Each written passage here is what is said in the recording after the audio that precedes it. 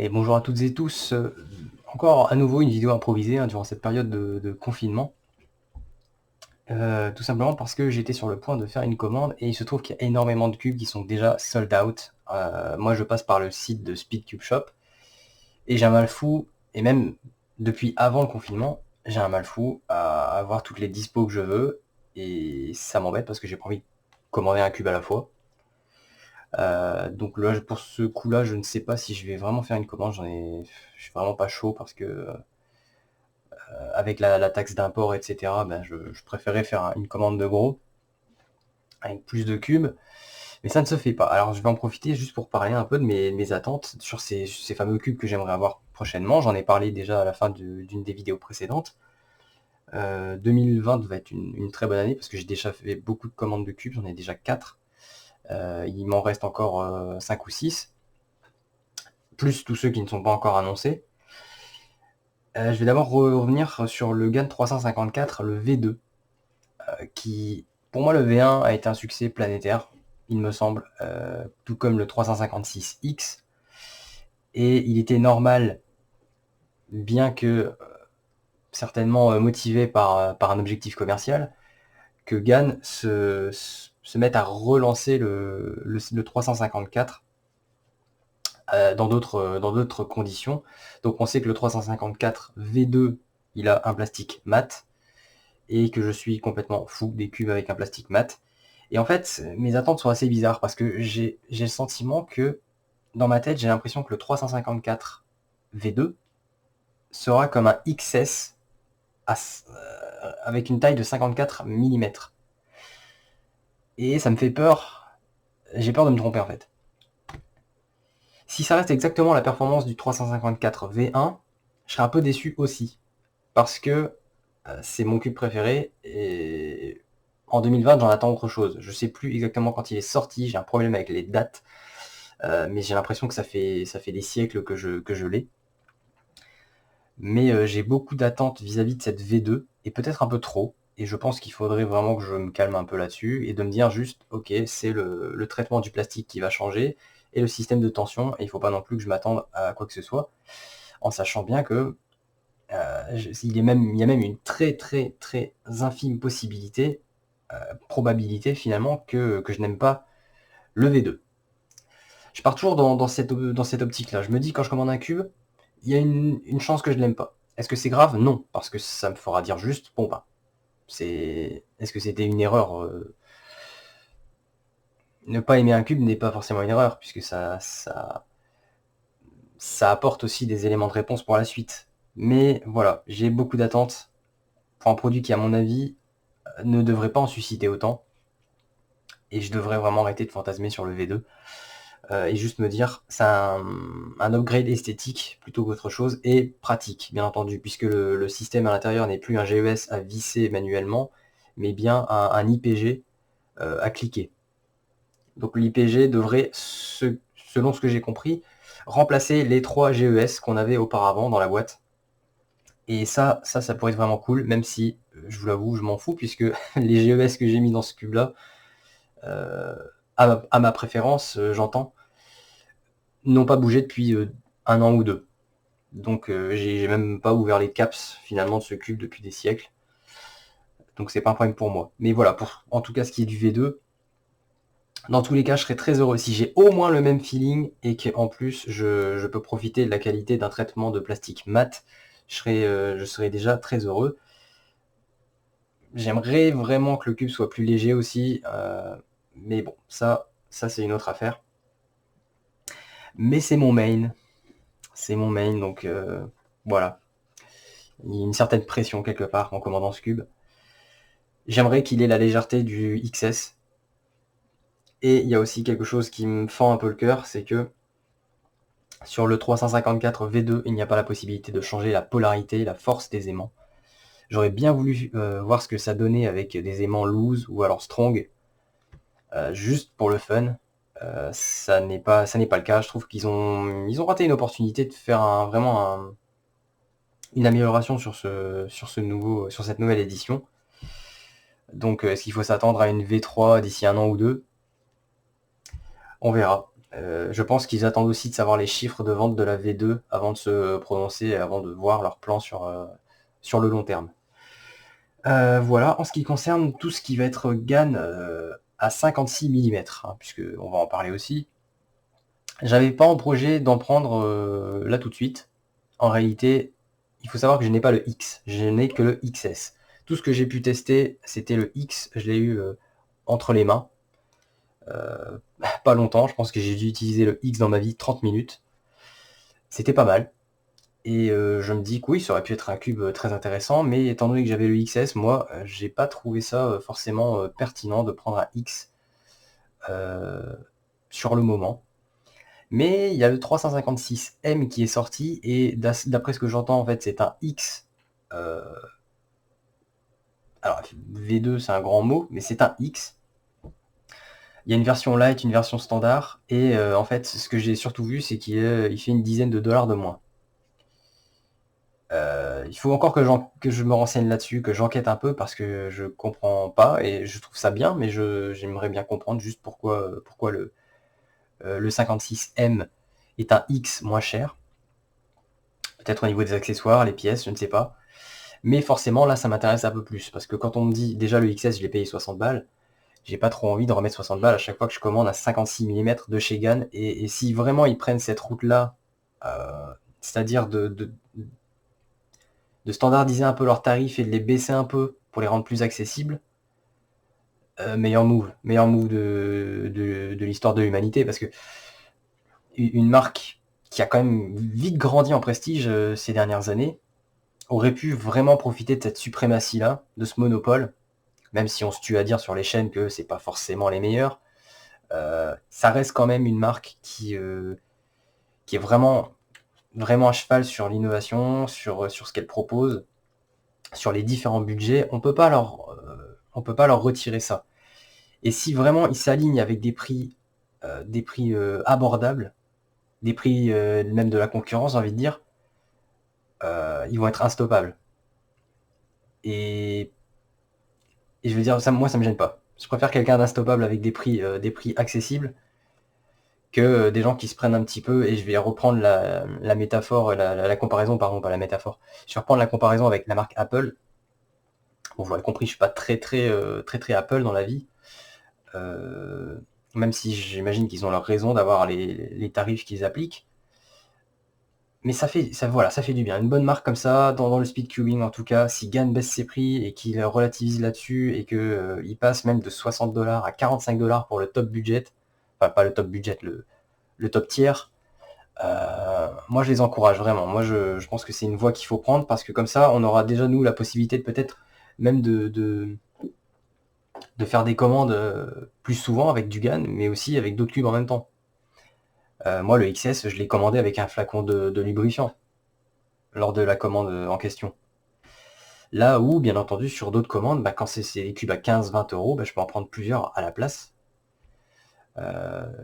Donc voilà ce que ça change en tout cas pour moi. Donc ça m'intéresse. Je me dis, ce serait peut-être l'occasion d'acquérir un X amélioré. J'imagine, faut vraiment, comme je l'ai dit, il faut vraiment que je me renseigne un peu plus là-dessus. Amélioré, moins cher. Et en plus, il y a deux éditions. Il y a une standard, il y a une light. Est-ce que je vais m'embêter à prendre une standard avec 15 000 accessoires pour le personnaliser? Je vous avoue que plus le temps passe, plus je vieillis, et moins j'ai envie de m'emmerder, excusez-moi du terme, de m'emmerder à setup un cube en fait. Je le ferai toujours, mais je m'attends quand même à ce que les constructeurs, à ce que les fabricants et les concepteurs de cubes facilitent aussi la tâche pour les usagers. On a atteint un niveau où il y a de plus en plus de personnalisation, et pour moi ça devient un défaut. Ça devient, bon ok on a vu, mais j'ai pas envie de passer 3 jours à setup. Je vous dis, le GaN XS, c'était vraiment la misère à setup. Même 2 mois après que j'ai... Enfin, 2 mois, ça fait 2 mois, ça fait 1 mois et demi, 2 mois. Je pense que c'était 2 mois, je l'ai pris en décembre. Même 2 mois après, effectivement, j'étais encore en train de me gratter la tête et de me dire, bon, est-ce que je changerais pas un peu l'IPG, le GES? C'est un enfer, et j'espère que GaN apportera des solutions à ça. Même si c'est eux qui ont apporté un peu sur la table aussi l'éventail de possibilités par la même occasion. Mais voilà, en tout cas, c'est intéressant de visualiser d'une marque à l'autre un peu toutes les possibilités qui sont amenées comme ça. Et puis moi, moi de connaître un peu la patience que j'ai avec ces objets-là, qu'est-ce que je suis prêt à faire pour l'avenir, qu'est-ce que je suis pas prêt à faire. Moi, j'aimerais bien un cube moins loin setup, peut-être ouais, avec moins de possibilités, ou des possibilités nombreuses, mais plus faciles à setup. Hein, il n'y a pas de souci. Une des raisons qui me fait dire ça, c'est les caps du XS, qui sont vraiment une torture. Et pour le coup, j'espère qu'ils feront pas ça avec le 354 V2, parce que si c'est le cas, bon, en principe, je vais le setup assez vite. Mais toujours est-il que je tiens à mes doigts, tout simplement. Sinon, au niveau de l'actu, qu'est-ce que je pourrais encore dire? Oui, pour la suite, hein, moi, ce que je comptais aussi commander, c'était un Meilong, je l'avais dit, hein, un Meilong M chez Speedcube Shop. Le Meilong ne fait pas partie des 10 cubes qui sont sur ma table. Comme j'aime à le dire, j'ai toujours une dizaine de cubes que j'aime utiliser. Le Meilong fait partie d'un de ces cubes, j'ai envie de lui donner une deuxième chance, en fait. C'est pas un cube que je déteste, mais je vois pas l'intérêt de l'utiliser maintenant. Là, actuellement, je ne l'aime pas, tout simplement. Mais il y a quand même quelque chose dedans que j'aime. Déjà, c'est un cube léger. Son traitement mat est encore plus mat que le GAN XS. Donc ça me plaît beaucoup. Et malgré qu'il ait franchement une structure assez, j'allais dire, basique, c'est même pas assez basique, c'est vraiment le plus basique qui soit, j'ai le sentiment qu'avec des aimants, parce que mon problème avec ce cube, hein, réellement, c'est qu'il est instable. Il est assez instable en l'utilisant. J'ai fait des solves, hein, quand je l'ai reçu, j'en ai fait une centaine. Je me suis dit, il manque des aimants dans ce cube.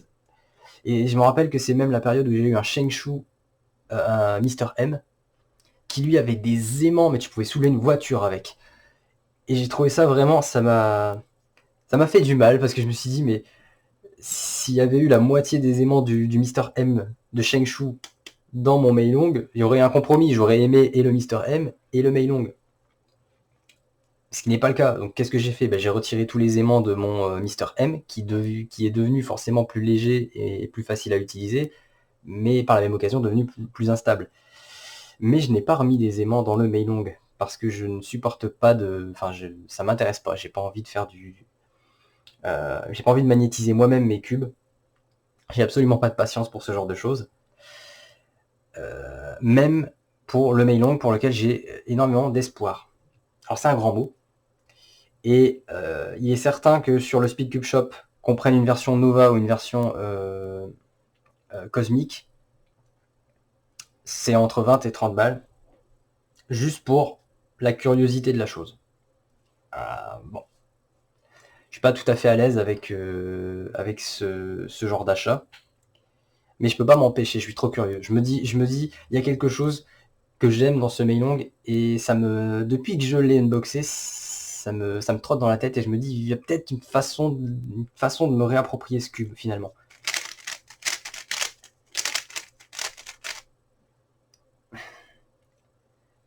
Il faudrait même des aimants pas si hard que ça, en fait, hein. Bien sûr, pas du strong, hein, parce que le strong tuerait un peu l'intérêt d'avoir un cube léger, mais avec du medium ou avec du light, je sais même pas si on peut choisir sur Speedcube Shop. Je pense qu'on peut pas choisir les aimants qu'ils mettent dedans. Mais bref, ça va être aussi un projet, et ce sera un des achats, on va dire, les plus discutables que j'aurais fait ces derniers temps.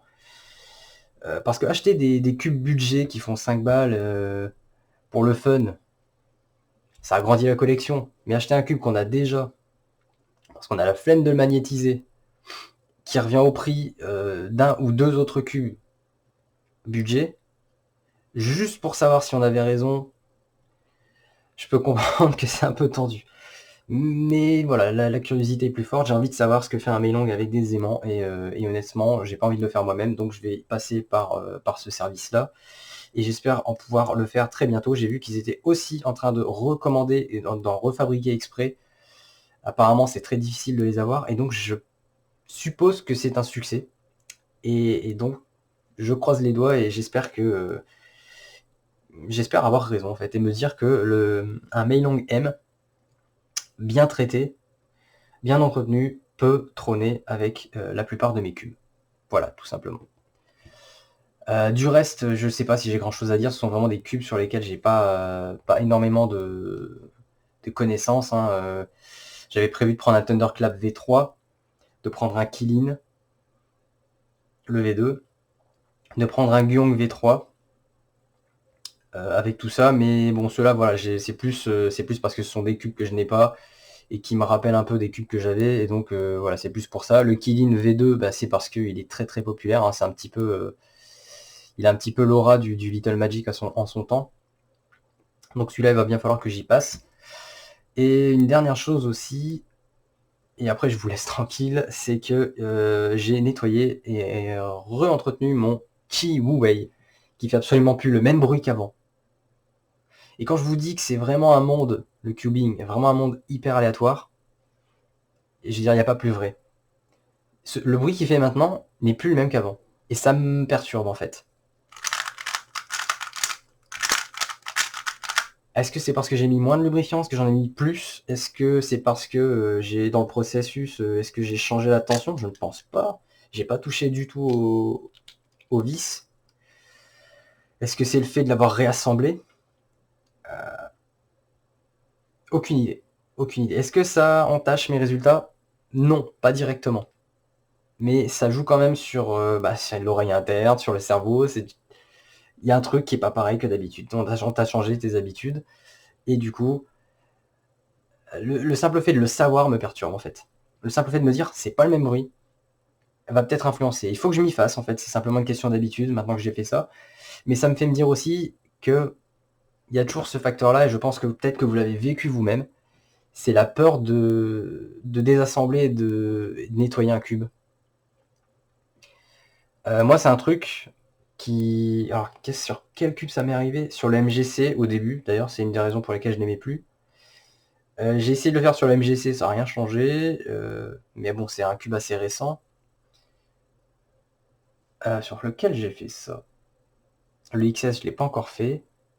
Il y a très peu de cubes où je fais vraiment ça. C'est vraiment quelque chose que je fais sur des cubes que j'utilise depuis un moment. Le Wu Wei, ça fait pas si longtemps que ça que je l'ai, hein, ça doit faire 3-4 mois. Je ne sais plus.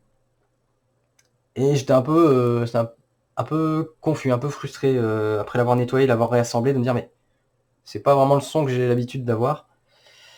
Je ne pense pas que ça influence mes performances avec, mais il y a quelque chose en fait, ça m'embête, et je pense que je vais surpasser ça au bout d'un moment avec 100 ou 200 soldes supplémentaires. Je vais m'y faire en fait, c'est simplement il faut s'y refaire. Mais du coup, il y a une certaine appréhension en me disant si jamais un jour je devais nettoyer mon main, ce qui n'a pas été fait, et je suis sûr que là-dedans il y a de la vie. Oui, c'est confirmé, il y en a. Je ne sais pas si je vais rattraper, si je vais avoir le feeling d'avant, le feeling actuel. Donc il y a cette crainte-là qui vient en ce moment depuis cette expérience-là. Je pense qu'il faut pas que je me focalise là-dessus, il faut que je me dise bah c'est normal, hein, si tu nettoies, c'est comme quand tu nettoies une bagnole, le feeling n'est pas le même quand tu rentres dedans, il y a une autre odeur, etc. Je pense que c'est un peu la même chose pour le cubing, et il faut simplement se réapproprier l'objet. Donc je pense que je me fais du mal pour rien en réalité. Oui bon voilà, c'était une petite actualité dont je voulais parler actuellement. Et une dernière pensée qui m'arrive là en fait en regardant mon Meilong, donc je vous ai parlé de mon Meilong que je voulais avec des aimants. Il y a un cube, je suis très curieux de voir ce que ça pourrait donner. Le GTS 3 de Weilong sans aimant. En fait en le manipulant juste avant de faire la vidéo, je me suis dit mais je serais curieux de voir ce qu'il donne sans aimant. Alors non pas que les aimants soient trop puissants, on est entre du strong et du medium je dirais, on est pas mal, et il n'y a pas possibilité de les personnaliser, mais je me demande ce que ça aurait donné avec des aimants peut-être plus faibles, ou alors sans aimants. Curiosité, hein. Totale curiosité, mais ce ne sera pas au point d'en commander un exprès, hein, bien entendu, et j'ai pas non plus envie de le désosser pour retirer les aimants. Donc si jamais, et je vais conclure là-dessus, hein, si jamais au regard de cette vidéo vous avez des anecdotes à me partager, hein, que ce soit au niveau d'un Meilong M, d'un nettoyage de cube qui a mal tourné, ou alors du GTS 3 que vous avez peut-être utilisé sans aimant, quelque chose qui vous a interpellé durant cette vidéo, n'hésitez pas à commenter. Moi ça m'intéresse toujours de voir un peu les expériences des gens, et puis moi ça m'apprend des choses aussi. même si c'est pas si ça n'a rien à voir avec mes préférences. Comme ça, je le sais, et c'est toujours très intéressant de savoir des choses. Donc voilà, en tout cas, je vous remercie pour le visionnage de cette vidéo à nouveau. Une petite vidéo bouche trop. Je sais même pas si je vais les laisser sur mes chaînes, ces vidéos, hein. On est vraiment dans des circonstances particulières. Mais dans tous les cas, moi, ça me fait plaisir d'en parler parce que pendant le confinement, je ne commande pas de cube, ou en tout cas, j'en ai moins envie. Ce qui ne m'empêche pas de rester actif sur cette activité-là, sur cette discipline. Et voilà, donc je ne sais pas si je vais revenir vers vous avec une autre thématique. En tout cas, merci d'avoir regardé, et comme toujours, n'hésitez pas à commenter sur la chaîne, sur mes vidéos, et à regarder un petit peu les autres, hein. Il y a peut-être des vidéos qui vont vous intéresser également. Voilà, sur ce, moi je vous souhaite peut-être une bonne fin de week-end du coup, et une bonne semaine à venir. Ciao, ciao!